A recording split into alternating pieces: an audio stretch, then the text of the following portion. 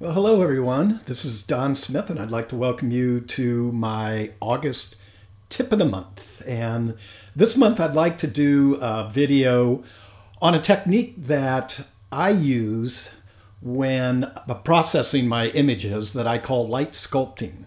Now, what is light sculpting? Why do we need it? How do we go about it? Well, that's everything I want to explain to you during this short video. So we're going to start out. I picked this image because I thought it had some good qualities to show you what I'm talking about. This is a raw file right out of camera. This was shot from a morning location in our recent Winter in New Zealand workshop that I teach with Gary Hart. We're going to be doing this workshop, by the way, next June 11th through the 20th. There's a link that you can go on to my webpage and take a look at it, and please send me any emails you might have on any questions. This is actually on a road they call the Road to Glenorchy, kind of a famous road if you're familiar with any of the Lord of the Ring trilogies, the Hobbit trilogies. You're going to see scenes along this road that will actually were locations used in the movies. Now, this is not a location that was used in the movie. There was actually one just used to the kind of the right side of this that we discovered. But this is a location we use on our workshop, and we love it for a morning shoot. And it's a place called Bob's Cove. A little hard to discover or find on your own, but it's just one of those kind of cool out-of-the-way spots. So this is a raw file that has come right out of camera. And the first thing I want to talk to you about with light sculpting is that we want to direct the viewer's eye. As a photographer, we kind of play director, and a lot of times Mother Nature is going to work against us. And the thing in this image that's working against us here is this big bright spot up here in the sky. You could say, well, hey, why don't you just pick up some of the clouds and clone it over? But I really don't like moving elements around in my scene. Now, conversely, if we follow the cursor down, I anchored the foreground of the scene with this simple little rock, and it's got a light tone is what I wanted for it to have. But I need to obviously open up these tones, darken down this tone, and I'm going to show you how I go about doing this. It's better to show you than to explain it. So I am in Lightroom, and I am in the Develop module. And if you look up here, I always make sure I have my histogram open up here, and you can see quite a range. Actually, I have my alerts turned on, so you can see I am clipping in the shadows, and I'll show you that in a moment. And right now I'm fine in the highlights. So I'm going to always start with my whites and blacks, which are whites, the far, far side of the histogram, blacks, the far left side of the histogram. And let's just hold the Option or Alt key, depending on if you're on a Mac or a PC. And as I click and hold, it'll turn black. And as I start to pull to the right, you're going to see where the blowing out is coming. So I just want to bring that back. You can see +3 points is all it took. And the blacks, you can see I do have some blacks here. If I started to move the black slider to the right, I could take them out. I like leaving just a tinge of black so we can get what we call that D-max when we get into printing. And that is explained in other videos that I have recorded. So I've set my white and black points, but now I need to play a little bit with my shadows and my highlights. So I'm just going to move up to the shadows, and I'm just going to open those up all the way up to 100 points. Okay, and you can see it just shifted. If you watch this main mass of data, that's going to be representational of what I just moved. So there it was in the raw file. There it is opened up. Let's go back and check the blacks. And you can see it also just barely moved my anchor point. So I always do come back and recheck whites and blacks. So I'm going to move that back down now to about a -3. And you can see it's right in there. You can see the little blue because I have the highlight alerts turned on, or excuse me, the shadow alerts turned on. Now we have to deal with this issue up here. Well, I'm going to take the highlights down a little bit. But when you see, when I do that, I tend to pull down the whole picture. Okay, if I went to the right, you'd see I'm starting to blow those out. So I am going to come down a little bit on the highlights, maybe about right in there. I don't want to continue because I'll be bringing down the shadows. So let's just maybe minus 30. You're just kind of eyeballing it right now. And realistically, the develop box, and I know you've heard me talk about this before, this is really working on the underlying black and white tones. So think of it as the frame of building a house. After I make those moves, these 4 tonal corrections, then I can come up and play with my slider, my warmth slider a little. You know, I can put it where I want it. I'm pretty much just going to leave it in that range for right now. And what we're going to do is really, that's about it. I do want to show you a few other things I do in Lightroom. This is kind of redundant, but I am going to bring up my sharpening a little bit. I always leave my radius at 1. Detail starts at 25. And I always make sure I have enable lens correction and remove chromatic aberration. And that's really it. That's all I'm going to do in Lightroom. And from here, what I want to do is now move it into Photoshop. So if you're on Adobe Creative Cloud, you can go right along with me. Now you'll notice my backgrounds in all of these are white. If you go back and refer to last month's tip of the month, I explained that. Has to do with context. And what I like to do is, before I do anything, is I come in here. I'm really loving Luminar 2018. And there'll be a link. Well, there it is. It's up on the screen. You can see the link where you can go to my website and click through and get a little bit of a discount off of it. This is just a phenomenal software. I find myself using it more and more. I won't go into a whole video on this, but as you can see, as it opens up into what they call a professional type of filter array. I'm just going to clear that workspace out of there. Every picture needs to be red. And again, this one, I still need to be brightening up a little bit down in here. I want to bring up these rocks and textures. This is the main guy that worries me because that's a big tug for the eye. And we don't want to have bright spots on the borders of our images because it's begging for the eye to come and get pulled out of the frame. I call that an eye leak. Now, a lot of instructors are just going to say, well, throw a big vignette around there. That's not always the answer to me. Sometimes I'll use a vignette, but I think there's just better ways. And then I want to bring up the warmth on these peaks and in the clouds, okay? And maybe a little bit of structure out of these rocks. So I've already identified what it is I want to do. And I think that's very key when you're processing an image, especially when you're light sculpting an image. You got to identify how you want to move the light around. So I want to lighten this, darken that, bring up the reddish color a little bit more. So I'm going to come over here to this blue tab, Add Filter. And now I'm going to get all the filters that come up in Luminar 2018. And I'm telling you, if you haven't played with the Accent AI filter, AI standing for Artificial Intelligence, it's a 1 slider filter.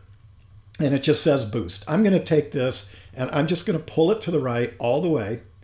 And what it's done is it's, through artificial intelligence, it's opening up the shadows that were too dark.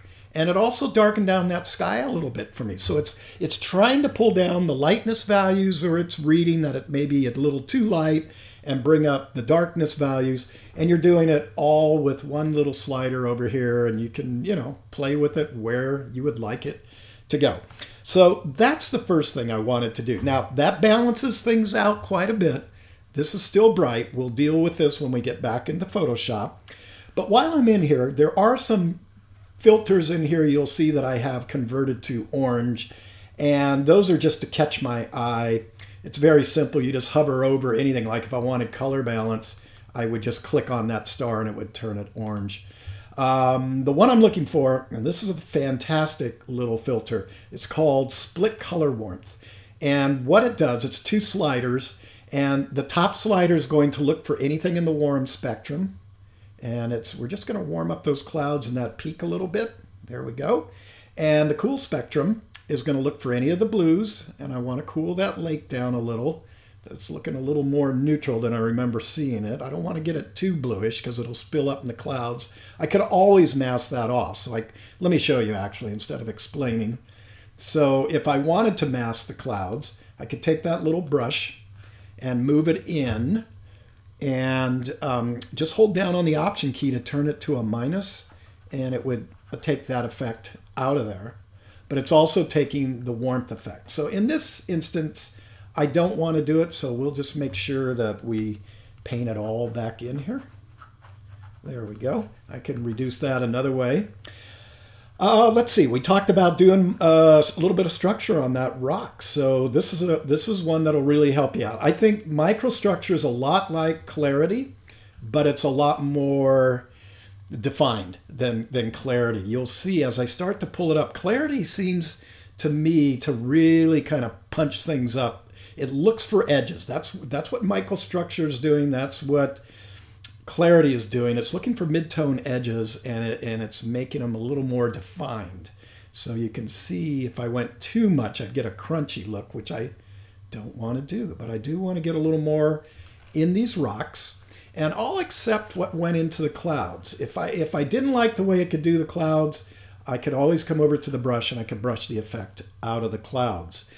I think before we leave, there's one more I just want to come in and take a look at, and that's golden hour. We were shooting this at sunrise. We were actually out there at dawn, worked through the sunrise light, and I'm not seeing a whole big effect. I mean, I can go way over the top, and that looks fake.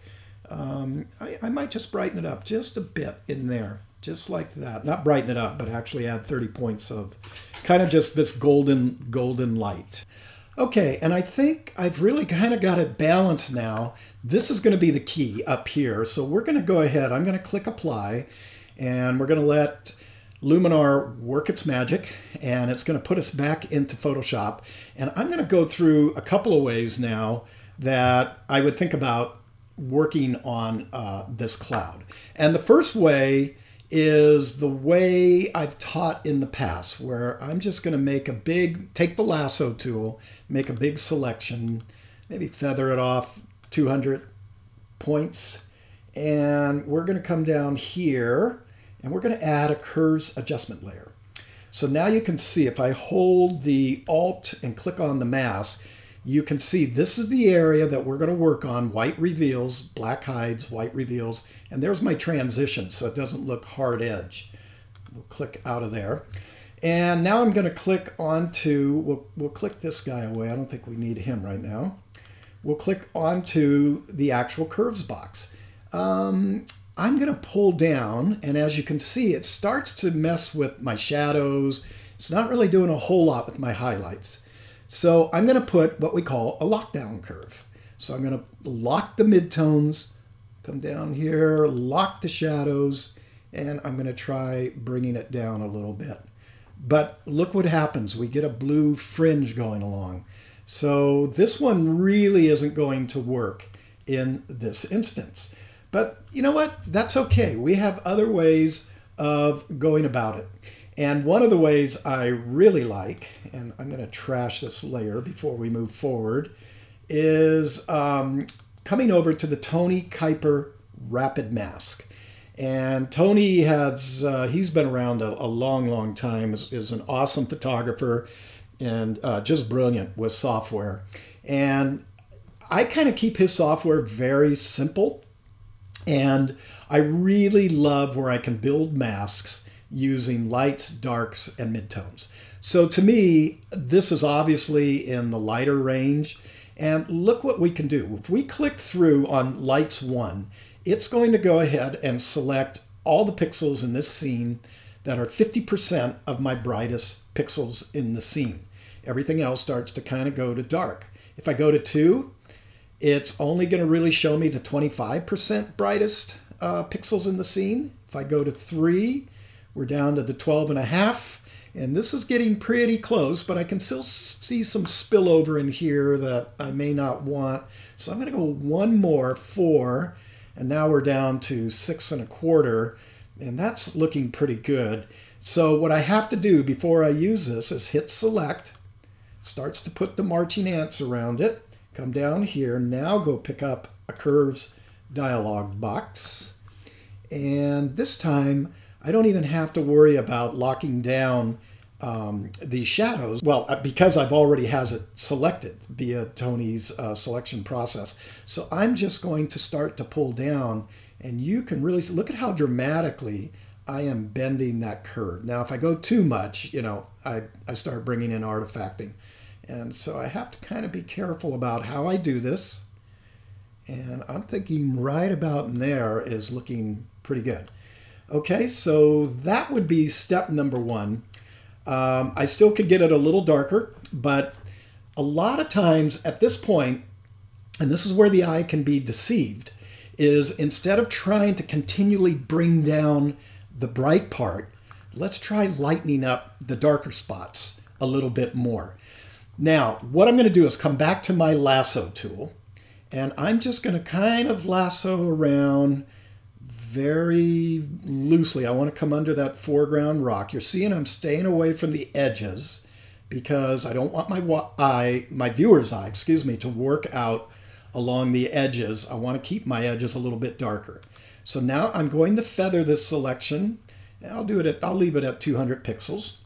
Come down here, pick up another curves dialog box or adjustment layer, and now you can see where my data mask is. That's selected. Let's go ahead and Option Alt click. You can see the mask, you can see the transition. That's what we're going to be working on. And let me bring the curves back up. So I'm going to come out, I usually come out to the edge of this far right data mask on the line. And if I lift up, I start to lighten. Okay, and you'll remember from past videos, if I pull up too much, I tend to flatten out the tones, and if you do that, you can steepen that curve and get the contrast back in there. So I think that will work for lightening up that middle. Now, let's just kind of take this away. So that's how we came out of Luminar. Now you're starting to see me sculpting the light, okay? This should help you kind of catch on here what we're doing. And now what I'm going to do is add one more curves. And then I'm going to take this mask and apply it here. I don't have to go back and reselect. And the way we do that is, if you're on a Mac, it's Option. On a PC, it's Alt. And just click on the mask and pull up. And now you have it. But that's the same mask. That's the same selection. I want to invert that mask. So I'm just going to click on Command I. And now you see I've inverted the mask. Okay, so the middle part's going to be protected, but the outer part is going to get the darkening. So let's Alt Option on that, and let's bring up our curves, and let's just bring down the outer part a little bit. Okay, I don't want to bring it down too much. This is very, very subtle. Okay, and now I can kind of come back in on all three layers. So let's go to that sky layer. I can bring that one down even a little bit more now. I don't want to get this portion looking too weird. And we'll come back up here. Let's see if we can lighten this even a little bit more. And now we're getting there. Now we're getting there. And we'll come back up lastly to this one. And we'll pull down a little bit. Okay, the only thing that's bothering me now is these clouds have gotten a little bit darker. So I'm going to show you how we do this. We've got to tie all of this together over here. So this is a 4-key selection, and it's Shift, Option Alt, Command E.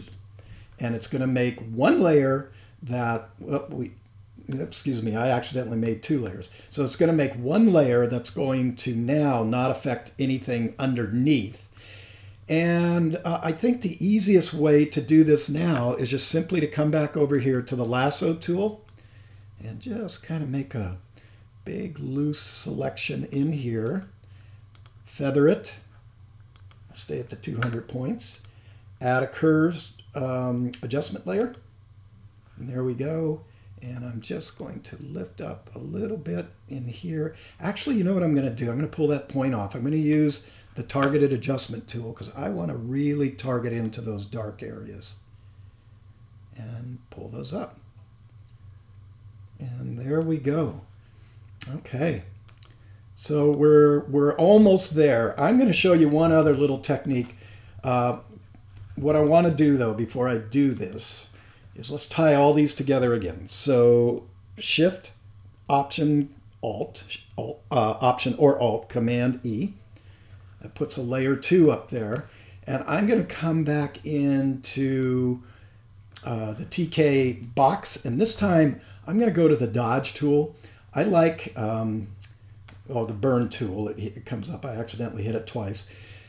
And we're going to just burn in here a little bit. I want to show you what it does. Unlike using Photoshop's burn or Dodge tool or whatever you want to call it, burn tool is adding light, Dodge tool subtracting light. You can see now it's changed from normal down to soft light. And this is a mid-tone blending mode that works really well. The other thing is I want to take my opacity down.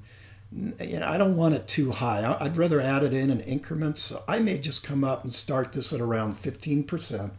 And I'm going to start from the edge and I'm going to work myself in. Okay, I don't want to do it too much. And just somewhere in that range, and I can turn that on and off. That's looking pretty good now.